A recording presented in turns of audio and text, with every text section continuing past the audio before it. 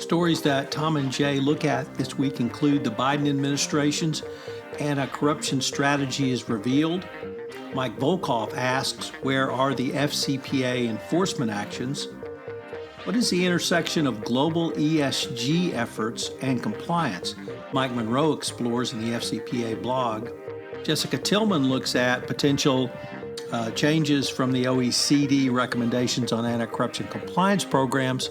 Matt Kelly explores nurturing an ethical culture in risk and compliance matters. Rick Messick asks, is Italy a safe haven for bribe payers? How can you avoid a dystopian office culture? Jacqueline Jaeger on compliance and ethics failures in 2021. And when is a potential fine a threat? Keith Paul Bishop in California Corporate and Securities Law. The Affiliated Monitors podcast series, Not Your Father's Monitors. Final edition of Effing Argentina, a new edition of the Compliance Life, and a new podcast series on the Compliance Podcast Network, all on This Week in FCPA. Hello, everyone. This is Tom Fox, the voice of compliance, back again with Mr. Monitors himself, Jay Rosen, for This Week in FCPA, episode 280, for the week ending December 10, 2021, the Happy Holidays edition. Hannukah came early this year, and now we're in the full holiday swing of things. And Tom and Jay are back to look at some of the week's top compliance and ethics stories. So, Jay, what say ye? I say let's see what kind of ethics and compliance presents Santa is wrapping, and we'll unwrap the top 10 today. Well, that presupposes that you're on the nice list, Jay, not on the naughty list. No comment. So, our first story is the release of, for those listening at home and not on video, which is no one since this is not a video pod, I'm showing you the United States Strategy for Countering Corruption, which was released this week by the Biden administration. The coolest guy in compliance, who has a doubleheader today, wrote about it. And, Jay, this is an extraordinarily significant document from the Biden administration. It's the first time the United States government has taken a comprehensive view of a complete anti-corruption strategy for national security purposes. There's a lot in here, a lot to digest for the compliance professional. That I think that means more enforcement, more cross-border investigations, lots of more looking into money laundering, real estate, art, and other businesses that have either traditionally accepted cash for some or part, some or all of their sales are going to come under increased scrutiny. The Department of Justice, the entire U.S. government is going to be mobilized both in terms of investigation, but also just in review through data analytics of looking at 10 trends around corruption. They're going to focus on the usual suspects, i.e. West Africa, Central Asia, Asia Pacific, China, where corruption has been endemic. There's now, I think, a broad understanding of the total invidiousness of corruption, in addition to the fact that corruption leads to crime, which leads to terrorism, which I think was one of the precursors to 9/11. So a big announcement from the Biden administration. Not a lot right now for the private industry corporate compliance practitioner, but a lot will be coming. And with government agencies, the Department of Commerce is going to house the primary anti-corruption agency for the U.S. government, not the enforcement wing of the DOJ under the FCPA. So it's going to be, I think, a very mobilized effort, lots that we're going to be talking about over the next 12, 24, 36 months. But a basic recognition, Jay, that the global scourge of anti-corruption, the fight must be led by the United States. It's not simply anti-corruption. It's money laundering. It's terrorist financing. It's a wide variety of things that we talk about on this podcast and that every compliance practitioner needs to be aware of. So the president made his initial announcement back in June and now he's delivered on the promise to have federal agencies sit down and write out a protocol, a plan, and a program that will include legislation in Congress, enhanced investigative capabilities, and enhanced enforcement. So I think we're going to be talking about this a lot, and it's a huge announcement. So first off, on my stories, I've got something from Mike Volkov's Corruption, Crime, and Compliance blog. And Mike asks, think of your best Elizabethan Shakespeare, FCPA enforcement actions, O DOJ, SEC, wherefore art thou, O DOJ and SEC? FCPA practitioners, in-house counsel, and compliance officers, and yes, even the FCPA paparazzi have been patient for long enough. And as the saying goes, talk is cheap, and it's action that counts. We have written often about the coming storm, the Biden administration's long-anticipated ramp-up of white-collar crime and white-collar enforcement, and FCPA actions in particular. The groundwork was set by the National Security Memorandum, raising the global fight against anti-corruption to a national security interest, and the Biden administration has had long enough to get their act in gear, review current cases for resolution, and put their new stamp on FCPA enforcement actions. The SEC has also promised aggressive enforcement as well. But what do we hear? Crickets. Yes, crickets. The Biden DOJ can no longer justify its inaction by claiming the normal delay from an administration transition, even if this transition was subject to extreme delays and obstruction. The Biden DOJ has one other possible excuse, but it may be a little bit too cynical on Mike's part. Maybe he's just getting his hopes up, only to be dashed in the weeks to follow. The interagency process for announcing a comprehensive government-wide anti-corruption initiative is expected to be completed by early December 2021, as evidenced by Tom's story he just spoke about. Could there be a new slew of FCPA enforcement actions be announced as proof of the administration's commitment to a new national security-motivated and anti-corruption initiative? You can tell that Mike's thinking has moved now to the cynical side. With his tongue-in-cheek rant finished, he feels ready to go back to his old objective self. In reality, he would like to think that we're in the eye of a hurricane that's about to lash out with a coordinated global anti-corruption initiative. We all know that the DOJ and SEC have a significant caseload of FCPA enforcement actions. And if you track corporate disclosures and other sources of info, FCPA enforcement and investigations is robust and will continue. It's also safe to assume that the Biden administration's commitment to a new aggressive approach to anti-corruption enforcement will be significant. Lisa Monaco's recent speech announcing the new white-collar initiatives is a specific warning to corporation, business leaders, lawyers, and compliance professionals. The coming perfect storm of FCPA enforcement will be strong and will include major blockbuster cases. Trust Mike, because he knows they're coming. Tom, what about global ESG efforts and compliance? What's on Mike Monroe's mind? So Mike Monroe is the founder co-founder at GCRM, an ESG and compliance advisory firm in Houston. And writing in the FCPA blog, he says that global ESG initiatives put compliance officers on a steep learning curve. And I hate to read something, but I'm just going to read the announcement that came from the IFRS this week.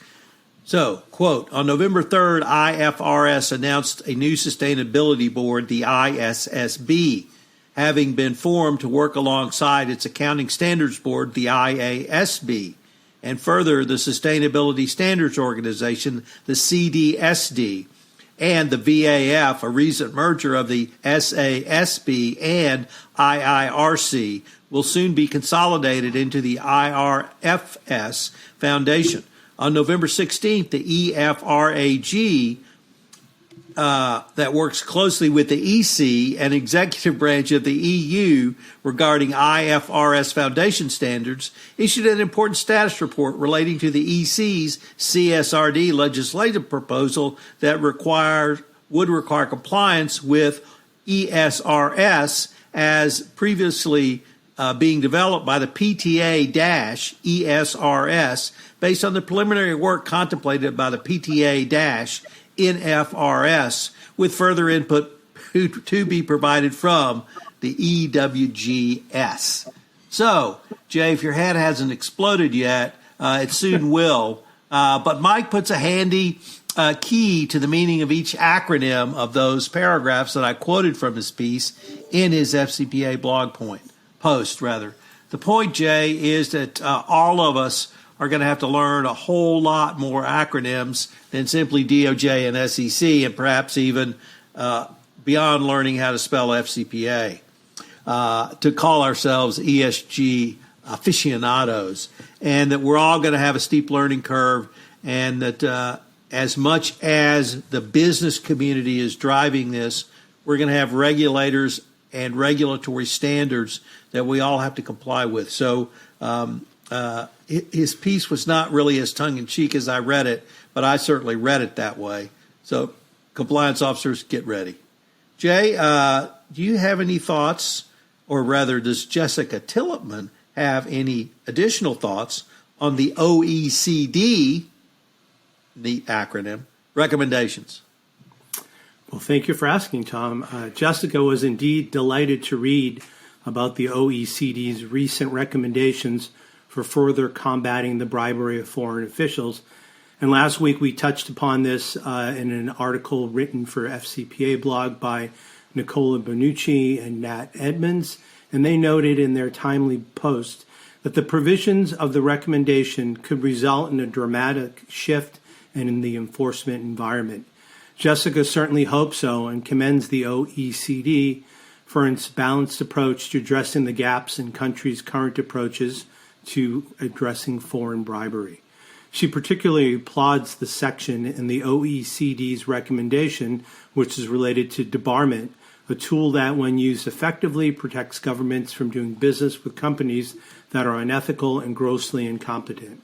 However, some countries have taken a draconian approach to debarment in response to foreign bribery, and they give little or no weight to a company's remediation efforts and instead in compliance enhancements in response to the company's transgressions, which is why she is thrilled that OECD has recommended a balanced and frankly more workable approach to debarment.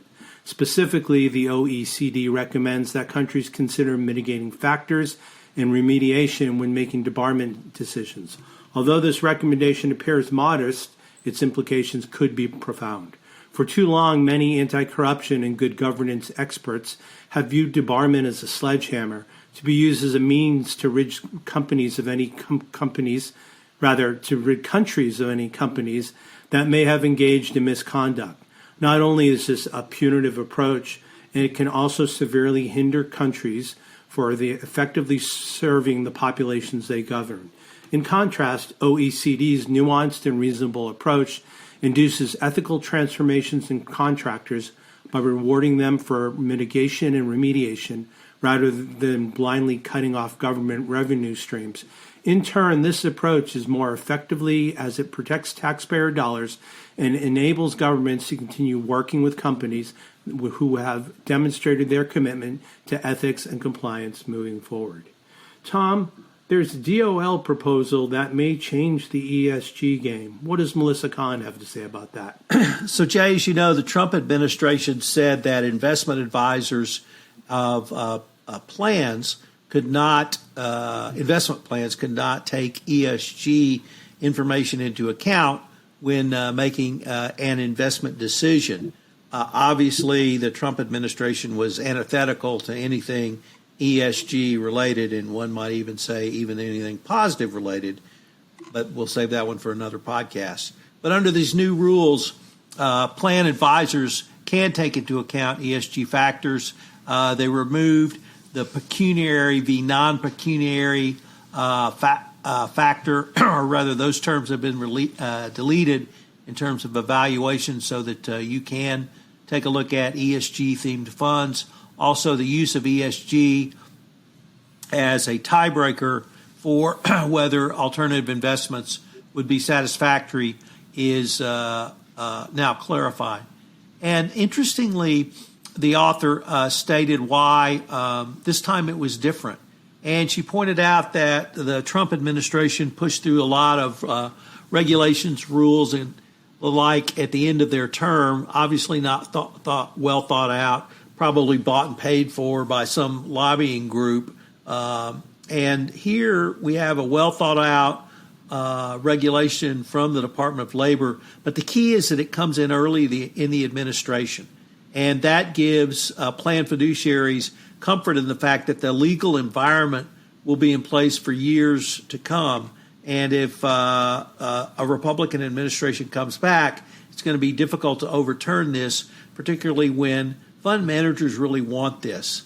And there was much consternation from the Trump administration rules on this, and frankly, no good reason for them to block funds from investing in ESG related companies. So good news from the Department of Labor, and the Biden administration has really cemented, I think, putting ESG on the regulatory map in addition to commercial operations and business enterprises, putting it on the business map. So, Jay, what does the coolest guy in compliance have to say about nurturing ethical cultures? As promised, Tom, this is part 2 of a double dip with Matt Kelly. This time Matt is writing in the NAVEX Global Risk and Compliance Matters blog. And he says that ethical culture is becoming more valuable. You need to know how to nurture it. Corporate ethics and compliance officers have long argued that maintaining an ethical corporate culture is important to a business for all sorts of reasons. Now, you may not be able to offer one more, or now you might be able to offer one more. Failing to maintain an ethical corporate culture might violate federal security rules. At least that's the logic we're seeing in several recent high-profile examples of corporate conduct gone wrong. Most recently, and foremost among them, is Facebook. Frances Haugen, who was more commonly known as the Facebook whistleblower, filed 8 complaints with the SEC this fall, arguing that Facebook's behavior was nowhere near as ethical as the company portrays itself to be to the public, and therefore Haugen and her lawyers say the SEC should investigate. What's interesting here is that the Facebook example doesn't involve the usual allegations of fraudulent financial reporting. Whistleblowers aren't saying we were fabricating deals to inflate revenue, or executives use false spreadsheets and scam vendors to bribe their way. Rather, Haugen is telling the world our corporate culture and operations were nothing like what you thought, and she believes that investors that would make different decisions about owning Facebook shares if they saw the organization's true nature, which investors would only do if they believed that unethical behavior is something to be avoided. This whole premise of these complaints is that a strong ethical culture is something investors inherently value, and that misleading statements about corporate culture can sometimes be grave enough to merit regulatory enforcement. This momentum for an ethical culture has been a long time coming. For years, research has shown that companies scoring highly on benchmarks of ethical performance tend to enjoy better share price appreciation than lower scoring peers. In fact, other stakeholder groups such as consumers, NGOs, and business partners have already been clamoring for more evidence of a company's ethical nature for years, and then making decisions based upon them when they learn. So let's consider the compliance functions capabilities necessary in this world. As a company's ethical culture becomes more important to good relations with its shareholder groups, this has big implications for corporate ethics and compliance programs. First, accuracy in what the company discloses about its ethical culture becomes crucial. The compliance function would play a critical role in that, since yours is the one that manages internal reporting hotlines. Second, then the ethics and compliance function needs to work closely with the company's disclosure team. The disclosure team is responsible for controls and procedures that capture material information about the company that should be disclosed to investors. If the company's ethical culture is becoming more important to investors and stakeholders, then the corporate compliance function needs to work closely with that team to assure that right issues are disclosed. Third, and perhaps as always, Keep striving for a strong ethical culture. Talk with senior leaders about the importance of setting clear ethical priorities. This shouldn't be news to compliance officers either, since demonstrating a culture of compliance is so important to showing regulators you have an effective compliance program. But the more you can show your leadership is committed to being honest and having ethical culture, the more you can deflect specific examples of misconduct back to the individuals who insist upon doing it. That ability will become more important in today's world where investors and others watch ethical conduct closely. Your ability to nurture the culture, preserve it, and document it will deliver a premium price for your company. Tom, next up, is Italy a safe haven for bribe payers? Well, Jay, unfortunately it is. And this comes to us from Rick Messick in the Global Anti-Corruption blog. He poses that question, and unfortunately he answers that question. And he answers the question in the affirmative, and the reason he answers it in the affirmative is that the Italian judiciary has determined that you can only have a conviction for bribery and corruption if there is an explicit agreement in place. I will pay you a bribe and you will do something for me. Criminals are pretty sophisticated, Jay, and winks and nods work pretty well, even in 2021. And so for the Italian judiciary to say there's an express agreement, either oral or in writing, because remember, well, I guess you wouldn't remember because you didn't go to law school, but an oral contract can be as effective as a written contract. And that can be true in the bribery world, too. If I say to you, Jay, I'm going to pay you X, and Jay says, Tom, I'm going to send you a contract. So this anomaly is just really befuddles the rest of the Western world because you can't have a bribery conviction ever because no criminals that stupid. So he interestingly points out that the OECD, remember that acronym, Jay? Have you heard of that one today? Not very recently. Very recently. Very good. The OECD does peer reviews of compliance programs. I had the privilege to participate in the 2020 review, OECD peer review of the U.S. Enforcement regime. So the OECD is going to do a peer review. It's going to be interesting to see what the OECD says about this. Obviously, Italy, as an OECD signatory, is obligated to enforce laws, and this very narrow interpretation makes it virtually impossible for there to be a successful bribery and corruption conviction. So, unfortunately, the answer is yes, Italy is a safe haven for bribe payers. Jay, I know we've talked many times in this podcast about one of your former lives as Mr. Screenwriter, SAG, card-carrying member, screenwriter. So I've never really asked about your views on dystopian movies, but we'll leave that aside for another day because I wondered, how do you avoid a dystopian office culture? It's a great question, Tom. We're going to give you some answers from Rob Chevelle. Hopefully I said it right. And this is in the Corporate Compliance Insights blog. And it's entitled, Employee Surveillance Can Turn Your Office Dystopian If You Don't Reciprocate with Transparency and Security. No company wants to be known for treating its workers like robots. Yet that's exactly what happened to Amazon. Obsessed with efficiency, the tech giant long ago decided to incorporate employee monitoring software into all aspects of his business, from observing drivers' behavior while they're on the road to tracking warehouse workers' time of tasks to going so far as to even hiring private detectives to gather intelligence on striking workers in Europe. Unfortunately, regardless of their impact on productivity, these excessive monitoring practices have also branded Amazon as a terrible place to work. Evidently, Amazon is feeling the heat. Earlier this year, the company announced that it would be changing its time-off task metrics to make sure the system doesn't penalize workers for going into the bathroom or talking to managers. Equitable employee monitoring has a host of benefits. Done right, monitoring how employees spend their time can be a significant boon for everyone in the organization. In general, equitable monitoring can provide benefits within 3 categories. First, wellness.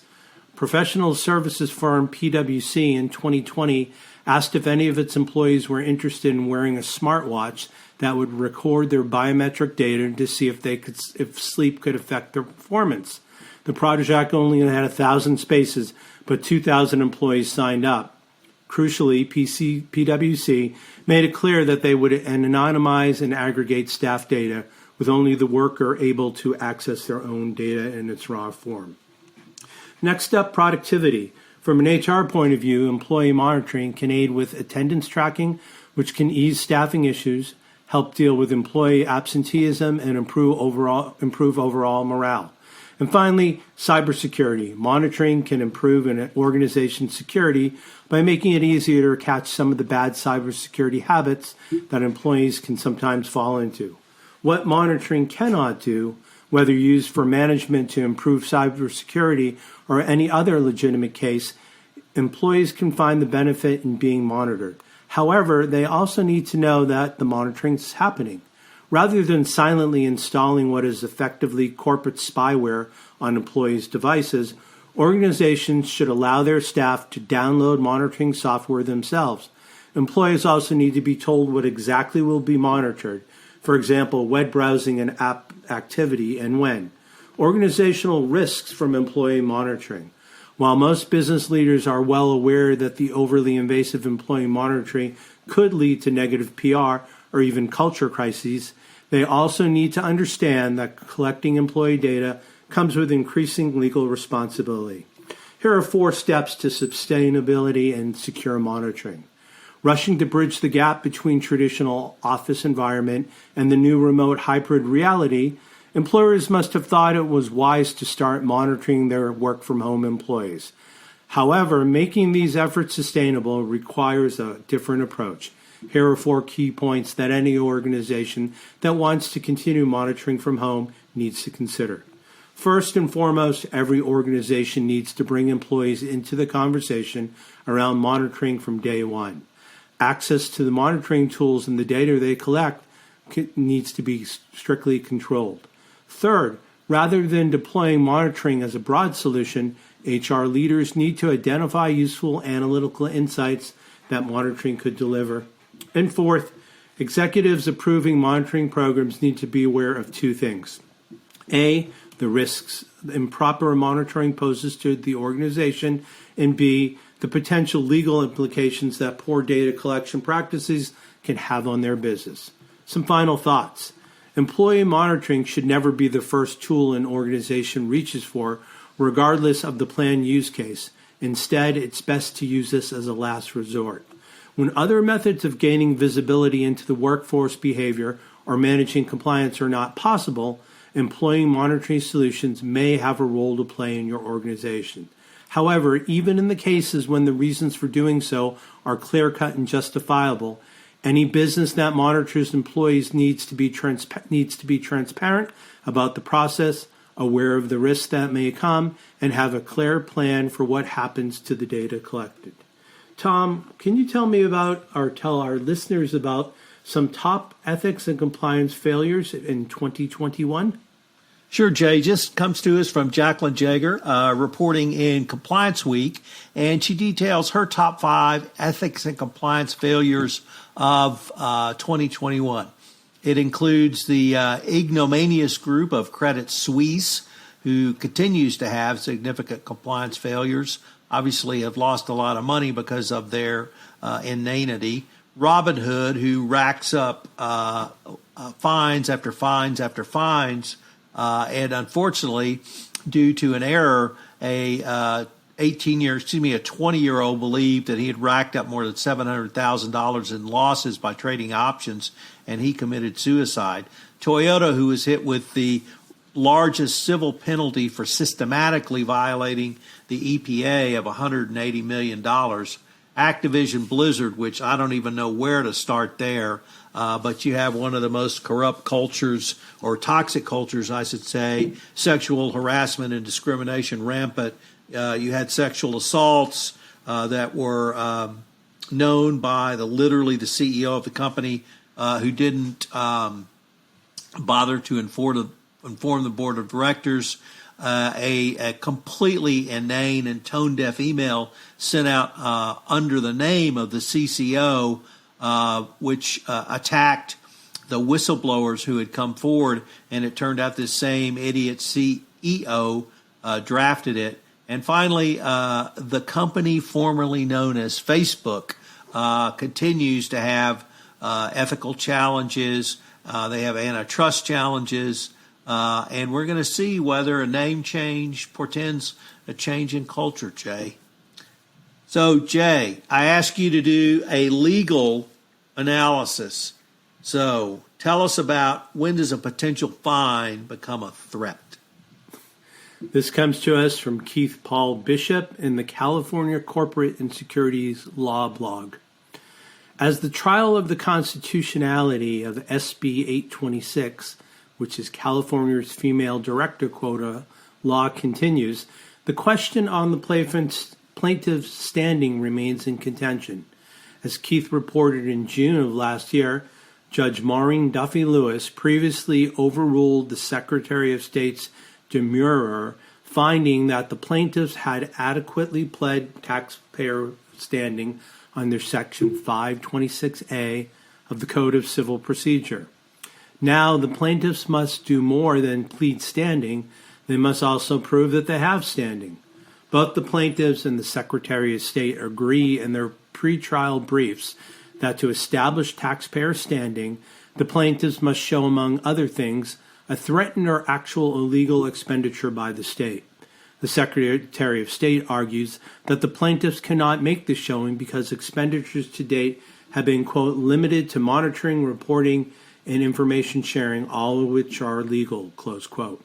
Section 301.3 imposes a fine of $100,000 for the first violation and $300,000 for subsequent violations.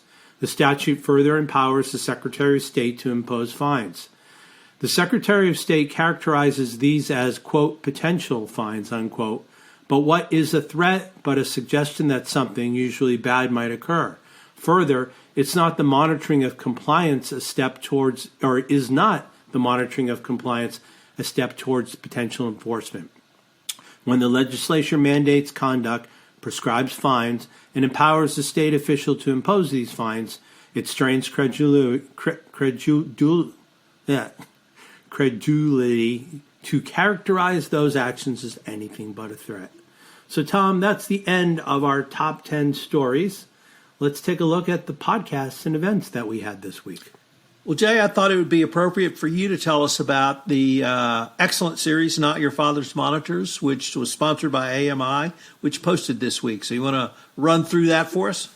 Love to. So as we've spoken about in a couple stories earlier today, the recent announcement by Deputy Attorney General Lisa Monaco has refocused the DOJ's use of monitors, and this caused a lot of excitement and consternation in the past. To analyze this, my affiliated monitors colleagues participated in a 5-part podcast called Not Your Father's Monitor. In episode 1, Bethany Hengsbach considered the change in monitorships from the white-collar enforcement and defense bar perspective. In episode 2, Mikhail Reeder-Gordon looked at global aspects of the new DOJ monitor's focus. In episode 3, Christina Ravello discusses how E&C assessments help drive more compliant companies. On Thursday, Jesse Kaplan took a look at his views on the intersection of the twin topics of antitrust and healthcare. And in episode 5, which drops today, founder and president of Affiliated Monitors, Vin DiCiani and Tom get together. They take a look at where monitorships have been and where they're going in 2022 and beyond. So it's a great series. We will link to it in the show notes, and you can find it chiefly on the Compliance Podcast Network. Tom, what's happening with Greg Greenberg in his favorite country of Argentina? So we had dropped Jay, our final episode of Effing Argentina. And this one, Greg and I really wrapped up this series. We talked about what led him to write it, kind of the experience of writing it during the pandemic, how cathartic it was for him, how really all of these stories are just about his experiences living in the big city of New York City and the exasperations and frustrations he's dealt with over the years. A couple of key themes came out. Number one, I know you will appreciate this one, that moms and wives are the backbones of families, and how much we boys depend on both of our mothers and our wives as we move through our lives. We talked about our favorite stories. My favorite character was an appropriately Officer Krupke from West Side Story, who hopefully we will see shortly when we get to go back to the movies to see the Spielberg version. But my favorite story was Effing Argentina itself, the story Greg wrote about what happens when Argentina asks for another $500 million just because. So it was a lot of fun. Greg talked about the experience of writing it and how all of those stories he'd intersected with him at one point or another. Really a lot of fun. Jay, we started a new series on The Compliance Life this month, as Tuesday was December 7th. So it's the first Tuesday of the month. And this month I have my first Director of Trade Compliance, not Chief Compliance Officer. I thought it'd be fun to maybe explore the world of trade directors. So I have Matt Silverman, Trade Director of IAVA, and he starts his journey, talks about his academic background. It took him a little while to get into trade compliance, so we go over that. Also, we have a new addition to the Compliance Podcast Network, Karen Woody from Everything Compliance, an occasional pinch hitter on This Week in FCPA, has started her own podcast, Once Upon a Trading Law, The History of Insider Trading. What makes this podcast so unique, Jay, is Karen actually interviews her students from an insider trading class.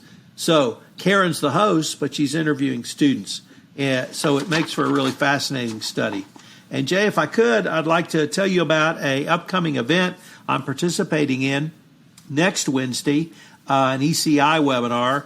Myself, Mike Volkov, Kerry Penman, Pat Harned, Dr. Pat Harned, and Skip Lowney are going to talk about the intersection of compliance and ethics and compliance programs based upon a survey that NAVEX commissioned that ECI do. So it's going to be a fascinating exploration. We have had some great prep talks. So I'm looking forward to that. So any final words? I was going to say it's a true murderer's row of E and C intelligentsia and paparazzi there. So make sure you sign up. There is a registration link. There is. Tom Fox is the voice of compliance. He can be reached at tfox@tfoxlaw.com. And I'm Jay Rosen, as always, Mr. Monitor. And you can reach me at jrosen@affiliatedmonitors.com. So Tom and I would like to thank you for joining us for This Week in FCPA for the week ending December 10th, 2021, the Happy Holidays edition. We're happy you spent some time with us either this weekend or during the week. And we look forward to getting together again with you next week when we'll take a look at This Week in FCPA. Thanks so much for listening to this episode. I hope you'll check out the latest addition to the Compliance Podcast Network, Hidden Traffic, a podcast hosted by Gwen Hassan, where Gwen looks at the international scourge of human trafficking, and more importantly, the response a corporation and compliance professional can make to help fight this scourge. Once again, Hidden Traffic, hosted by Gwen Hassan on the Compliance Podcast Network. Hope you'll join Jay and I again next week for another episode of This Week in FCPA. Thanks again for listening.